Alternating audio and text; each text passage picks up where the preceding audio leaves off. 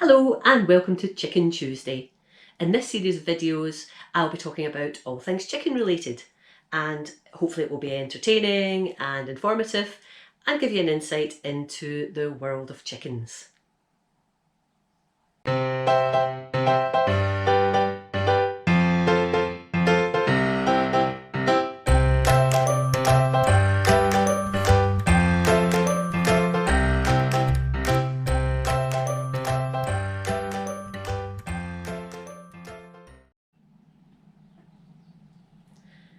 As you may be aware, I have 4 chickens: Edith, Beryl, Hamble and Matilda.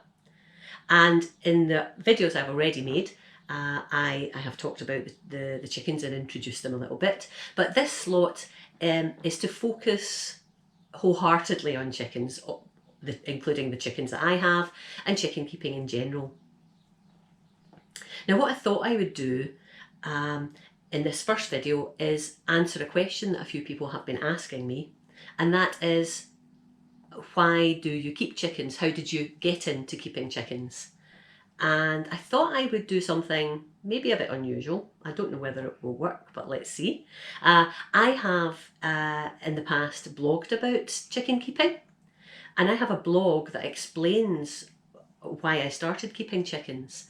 And I thought what I would do is read that blog to you, save reinventing the wheel. And obviously I took some time writing the blog, so maybe it would be interesting for you to hear that. So so settle down, get comfortable. It's not a long blog, and let's see if this works on video, and I'll tell you a little bit about why I started keeping chickens. So what I'm going to do is just get my trusty iPad, because I've got the blog on there. And I will try not to just look down constantly, but you'll excuse me if I do, because I don't know this off by heart. So here goes. The blog is called The Pitter Patter of Dinosaur Feet. And it was written in January 2017. I got my first chickens in September 2016. So, The Pitter Patter of Dinosaur Feet.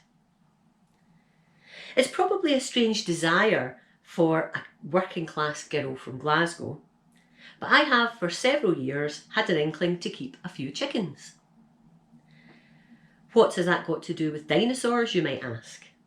Well, believe it or not, chickens are actually descendants of Tyrannosaurus rex. Being born and brought up in the city didn't dampen my enthusiasm for the animal kingdom. As a child, I remember my summer holidays were spent with my cousins in the beautiful Scottish borders. Whilst there, I volunteered at a rather ramshackle place that did pony rides. And this helped to stoke my equestrian passion, which would lead me in adulthood to own a succession of horses and spend over 2 decades competing at a modest level. Chickens, though. I think that particular desire formed as I became increasingly aware of the often cruel farming practices that prevailed in the production of eggs. Whilst I'm not vegetarian, I believe passionately in compassionate farming, and I consider the welfare of the animal from birth through to dispatch. Friends will remember when I became aware of some challenging and cramped and horrible conditions that pigs were being kept in when they were being raised for meat. I turned to eating, in quotes, happy pigs, my term for outdoor reared. The end game is the same, but at least outdoor reared pigs have a happier quality of life.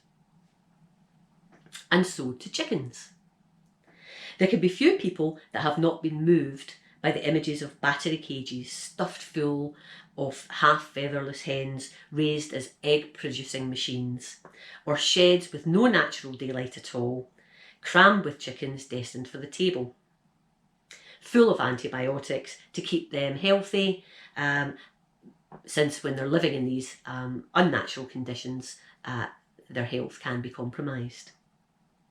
I have for many years bought only free-range eggs and free-range chicken, or indeed organically produced eggs and chicken.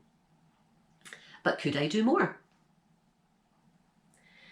Could I have some semblance of control over the provenance of even some of the food that I eat? I already grow some fruit and veg, and this gives me immense pleasure. So eggs seemed a natural progression. The fact that eggs are produced by lovely creatures that can be pets too gives you two things for the price of one. I would have said kills two birds with one stone, but that doesn't seem appropriate. A spanner in the works has been that for much of my working life, I have had roles that involve long hours and/or a fair amount of commuting and travel. This made it impossible to commit to chicken keeping. Oh, and the time spent looking after and computing horses also made it a big challenge. I resigned myself to keeping chickens in my retirement. With every year that passes, though, retirement seems to get further away rather than closer, with governmental changes to pensionable age and so on. I have moved to a new job and keeping the door to keeping chickens has now opened. With the stars finally aligned, I began researching chicken keeping. Him indoors, my lovely husband Tom, soon got wind of my plans, as every time he looked round, I was in a poultry keeper's website. Agreement was reached though, and my serious research began. I have to say it's been highly enjoyable looking into all things chicken.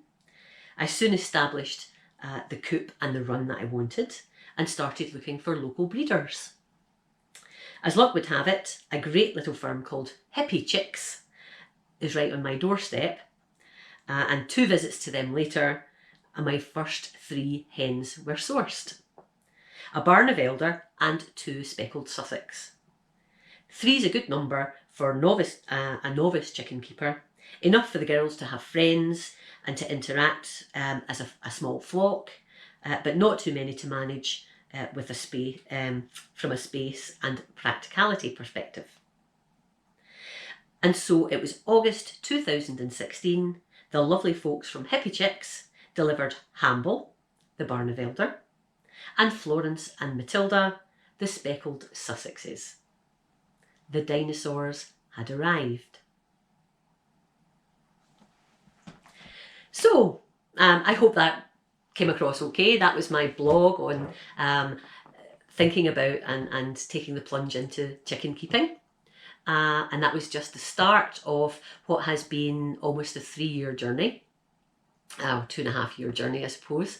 And, you know, it's had ups and it's had downs, but it has been absolutely fantastic. So, I hope that's given you some insights as to why I am where I am today. And I think that will do for this first video in my series called Chicken Tuesday. If you've got any questions or comments about this video, please let me know. And if you like it, please give me a thumbs up. And if you want to see more of the things that I'm doing and join me in my journey, please subscribe if you haven't already done so. And next to the subscribe button, you'll find a little bell. And if you click that bell, that means that you'll get alerts anytime I post new videos onto my channel. So thank you very much for bearing with me. I hope you've enjoyed this first video, and I hope to talk to you again soon. Bye bye for now.